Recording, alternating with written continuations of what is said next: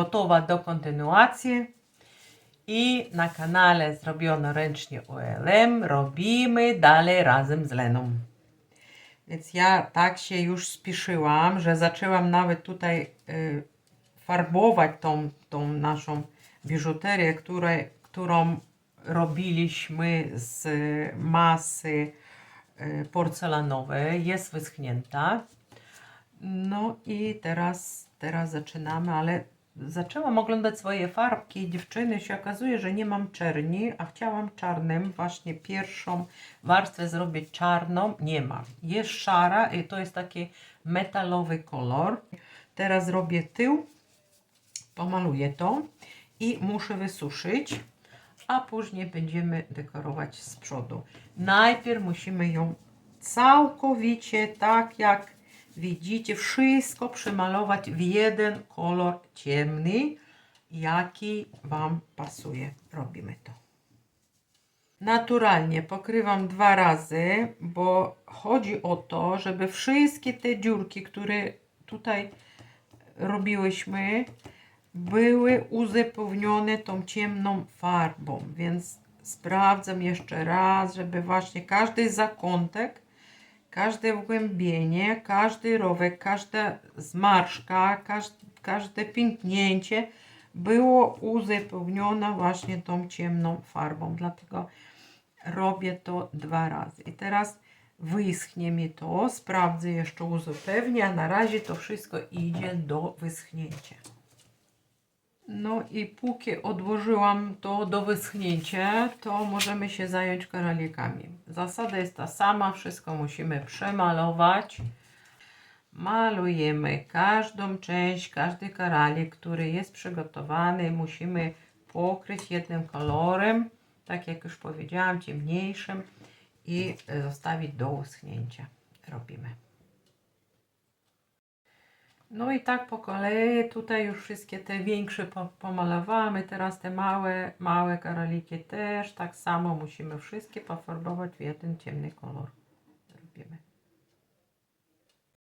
No już to wyschło, ale zobaczcie, od farby te dziureczki, które myśmy tutaj przytykali do zawieszki później, do tych karolików, one farbą się zakleiły. I teraz ja wzięłam właśnie jak zwykle ten swój drut i muszę te dziureczki wszystkie jakby odłożyć na nowo, bo farbą zafarbowane, więc musimy udostępnić, żeby później łatwiej było ten sznurek założyć, to właśnie te wszystkie dziurki muszę jeszcze raz przetkać.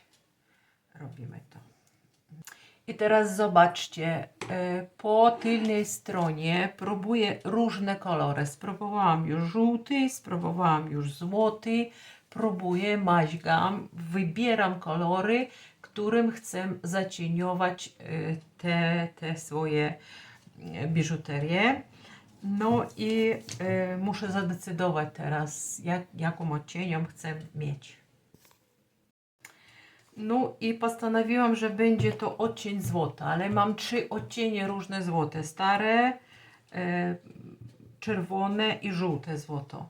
No i wezmę karalik. Na karaliku wypróbuję, jaki kolor jednak chcę mieć, bo no nie jestem przekonana jeszcze, muszę spróbować, ale na pewno będzie to coś w złocie. Zaraz zobaczymy, jak to będzie wyglądać.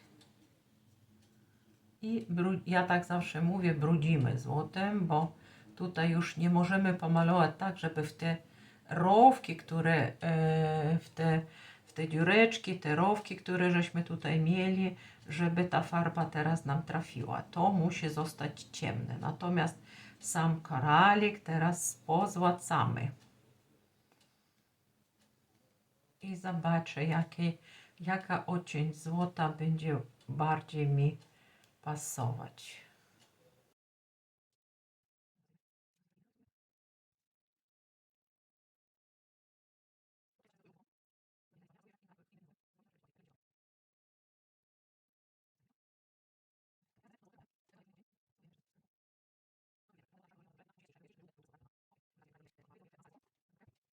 Odcień starego złota.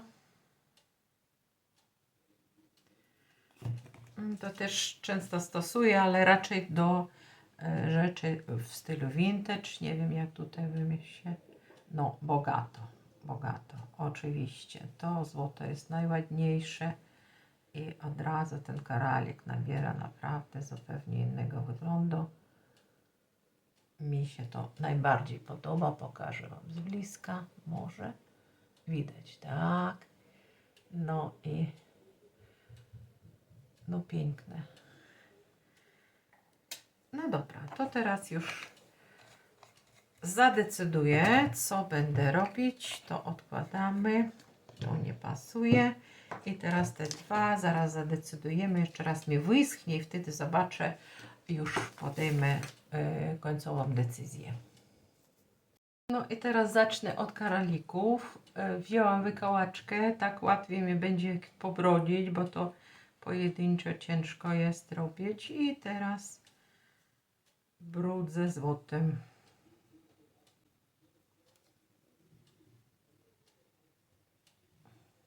Teraz już nie muszą dokładnie być pomalowane, tylko właśnie tak na ten kolor, który tam wybieracie, nie wiem, brąz, czarny. Ja chciałam, żeby czarny, no ale że nie ma czernie, no to będzie właśnie na szarym też. To jest metalik, taki metalik jak te samochody. Taki kolor. Szary metalik. No i tak jest. I teraz następny bierzemy.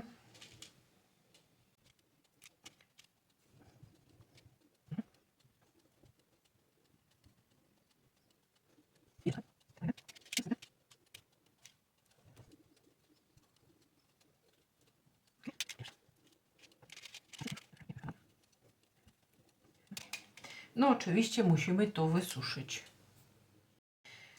Tak jak już mówiłam, dziewczyny, nie musicie wykorzystywać złoto, jeżeli nie potrzebujecie, nie chcecie, nie lubicie. Może być inny kolor. Ja tutaj właśnie robiłam z żółcią, też bardzo ładnie wygląda. To znaczy, że jeżeli chcecie na przykład, żeby biżuteria, oczywiście zasada, musicie ciemny kolor dać i później odcieniować go tym kolor, nawet bielą, jeżeli chcecie. Czyli wykorzystujemy taki kolor, który chcecie nadać właśnie ten połysk, ten odcień tej biżuterii. Ale że ja lubię złote odcienie, no to wykorzystam złote. Czyli możecie wypróbować bądź jaki kolor, jaki chcecie. Na tylnej stronie wypróbowałam. Tutaj możecie widzieć, jak to wygląda. To jest żółcią.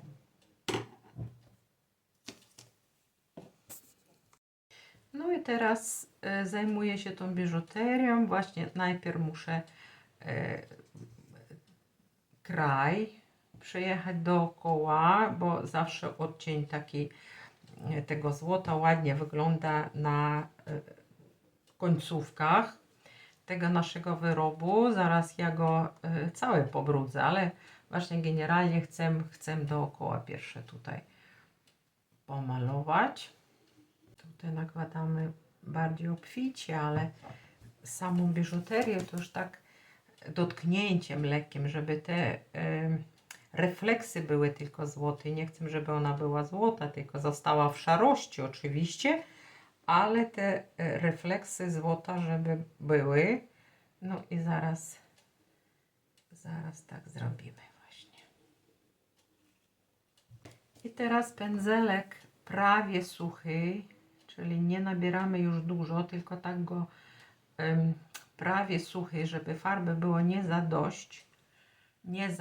Brudzimy ten pędzelek i teraz biżuterię zaczynamy brudzić.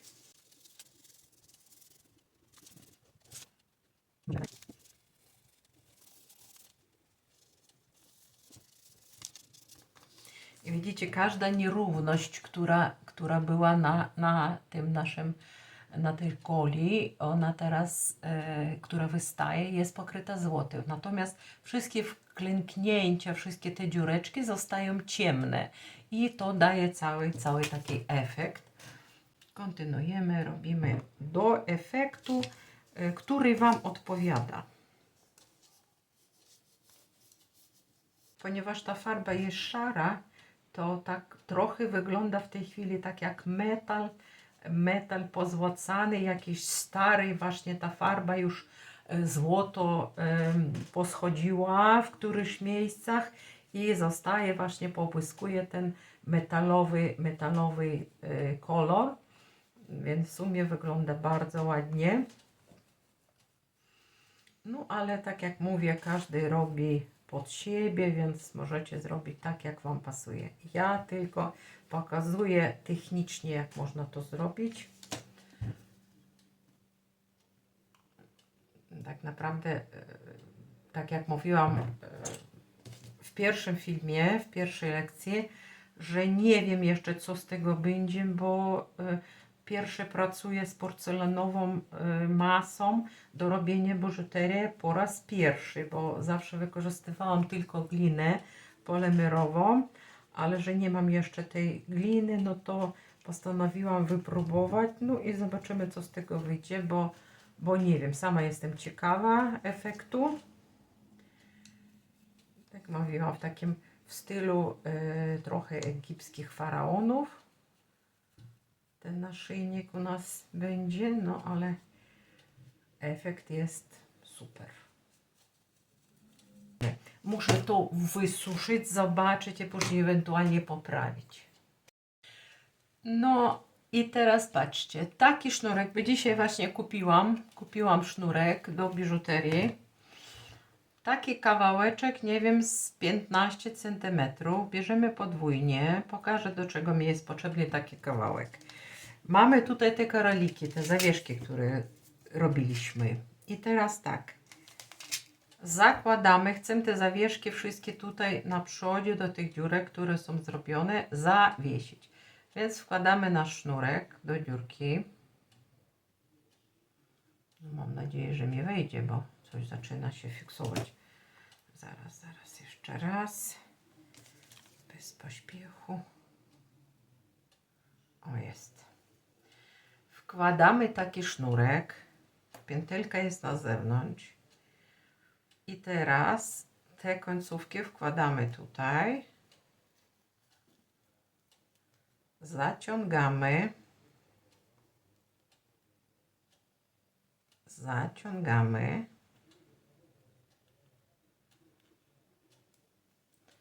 Zaciągamy. I do tych sznureczków wkładamy teraz koralik, który mamy.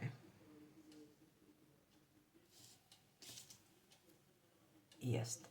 I żeby go tutaj umocować, musimy ten sznurek związać na węzełek. Tylko zrobić to tak, żeby ten węzeł był jak najbliżej koralika. Żeby nie wisiał, a był bardzo blisko koralika. No i ściągamy, ściągamy, ściągamy. Ściągamy. Jak za mało, to trzeba nawet jeszcze jeden zrobić. Chyba będzie za mały. Zaraz jeszcze jeden zrobimy. Ok.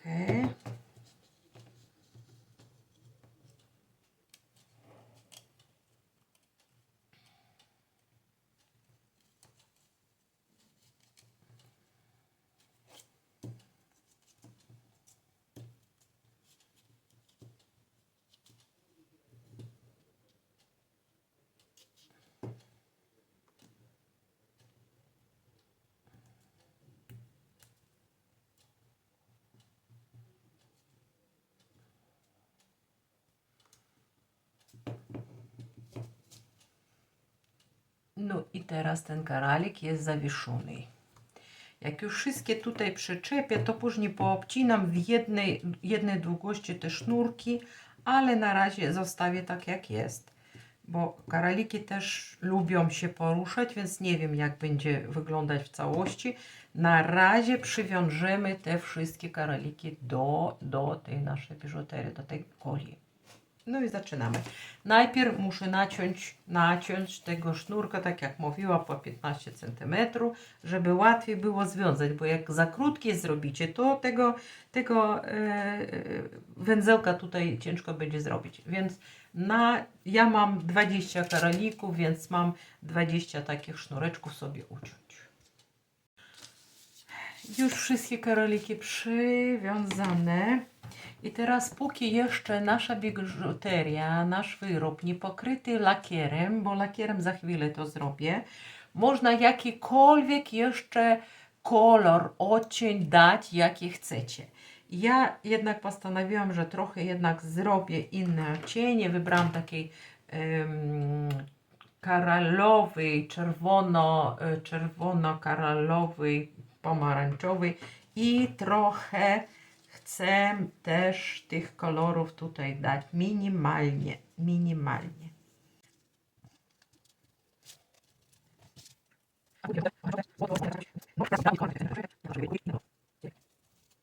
Możecie dodawać kolorów ile chcecie i jak chcecie. Nikt Wam niczego nie zabroni. O,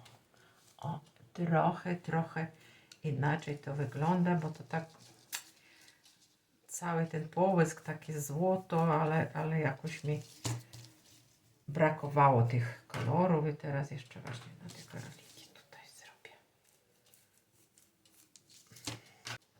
Takie muśnięcie tylko powiedzmy.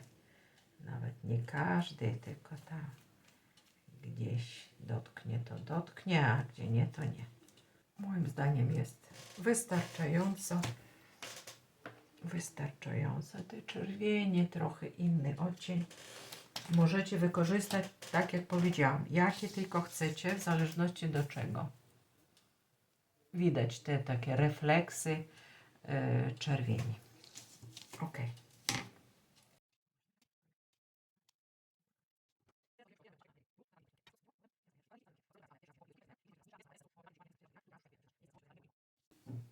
No i teraz pokrywamy lakierem naszą kulię.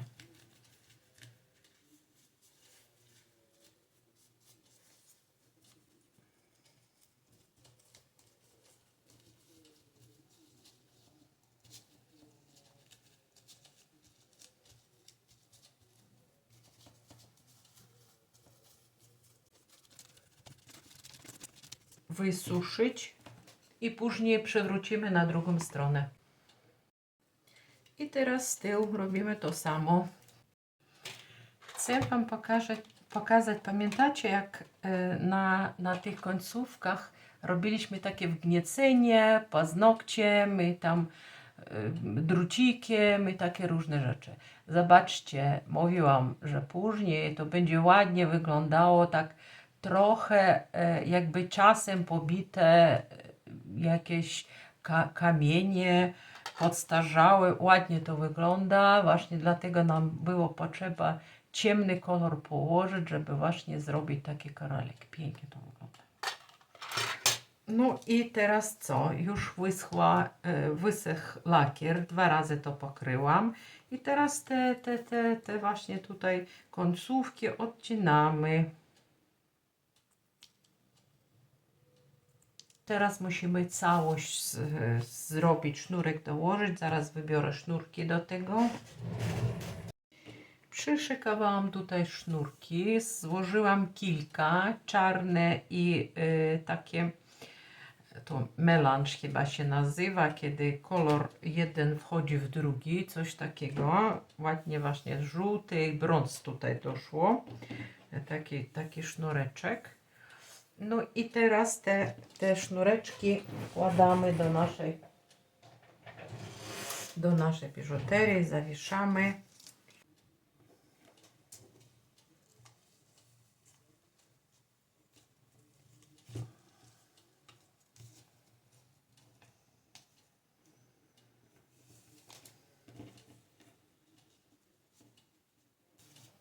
Teraz z tej strony.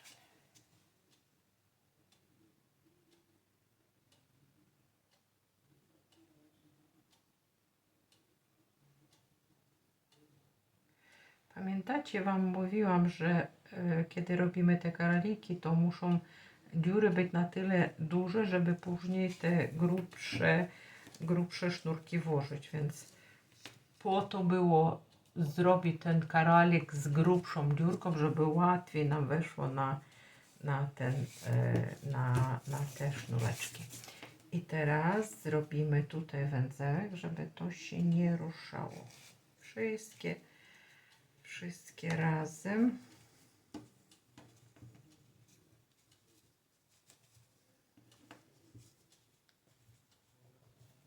Tak. I teraz tutaj zawiązane takie supełki.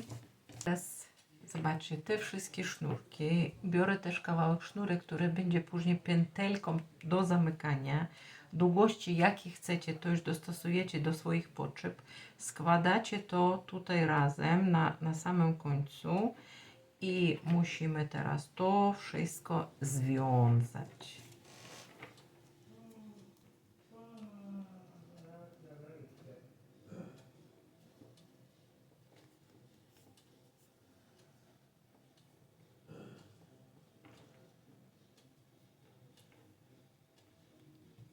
Tak, związane.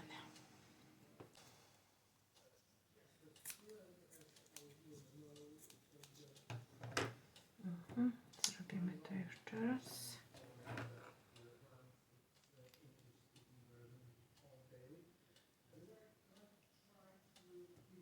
Tak. Wkładamy to do środka. Wciągamy ten sznurek. I widzicie, te wszystkie guzołki, które tutaj były, one weszły do środka, nie będą widoczne. I teraz tutaj też musimy taki węzełek zrobić.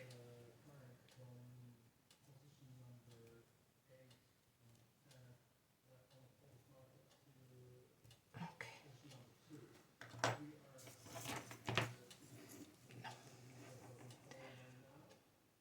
Jasne to jest, tak? Sznurek jest dołączony. Ten dzwoneczek, ten stożek był potrzebny, żeby te wszystkie węzły tam schować, nie będą widoczne. Tu jest pętelka. No i z drugiej strony zrobimy podobnie, ale ta końcówka będzie nam potrzebna tylko do tego, żeby na nią przyszyć guzik. I później na ten guzik będziemy zakładać właśnie tą pętelkę. Tak będzie wyglądać nasze zapięcie. Robimy drugą stronę. No i tutaj dziewczyny, doszyłam już guziczek. Guziczek można było z uchem, ale wzięłam płaski, bo po co nam niepotrzebnie. Nie za duży i nie za mały. No ponieważ nasza biżuteria nie jest taka mała, to i guzik lepiej będzie wyglądać, jeżeli weźmiemy trochę większy. Ale generalnie zapięcie możecie zrobić, jakie Wam pasuje. No i słuchajcie, nasza kolia jest gotowa. Zaraz pokażę, jak wygląda. A ja dziękuję za oglądanie mojego filmu, za to, że chcecie coś robić. Też Wam dziękuję, bo mam z tego przyjemność i satysfakcję. Jeżeli ktoś Was napisze w komentarzu, że zaczął robić podobne dekoracje, podobne biżuterie, podobne naszyjniki, bardzo z tego się cieszę. A teraz życzę Wam dużo szczęścia, wszystkich realizacji Waszych postanowień i z niecierpliwością, że czekam na nasze kolejne spotkania. Przygotuję dla Was coś ciekawego do zrobienia, także serdecznie zapraszam. Do zobaczenia w następnym wideo. Pa, moje kochane, pa!